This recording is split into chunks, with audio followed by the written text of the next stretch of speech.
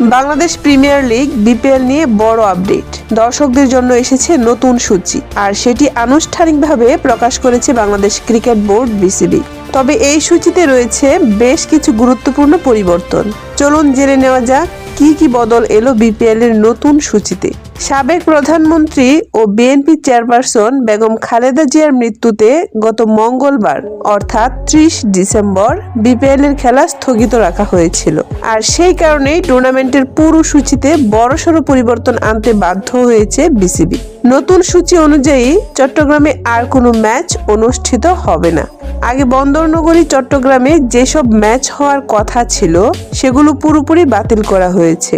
এখন 12 জানুয়ারি পর্যন্ত বিপিএল এর সব ম্যাচ অনুষ্ঠিত হবে সিলেটে।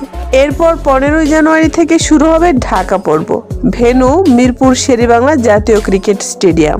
নতুন সূচিতে সবচেয়ে গুরুত্বপূর্ণ দিক হলো এলিমিনেটর, কোয়ালিফায়ার এবং ফাইনাল সহ মোট 10টি ম্যাচ অনুষ্ঠিত হবে ঢাকায়।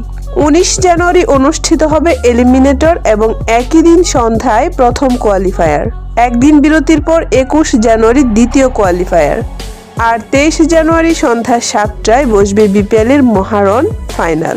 এলিমিনেটর, কোয়ালিফায়ার ও ফাইনালের জন্য রাখা হয়েছে রিজার্ভ ডে, যাতে আবহাওয়া বা অন্য কোনো কারণে খেলা বাধাগ্রস্ত না হয়। সব মিলিয়ে নতুন সূচিতে বিপিএল এর উত্তেজনা এখন পুরোপুরি কেন্দ্রীভূত সিলেট ও ঢাকা। এই ছিল বিপিএল এর নতুন সূচি নিয়ে সর্বশেষ আপডেট। আপনার প্রিয় দলের ম্যাচ কবে, কোথায় কমেন্টে জানাতে ভুলবেন না। এমন আরো ক্রিকেট আপডেট পেতে চ্যানেলটি সাবস্ক্রাইব করুন, ভিডিওটি লাইক দিন।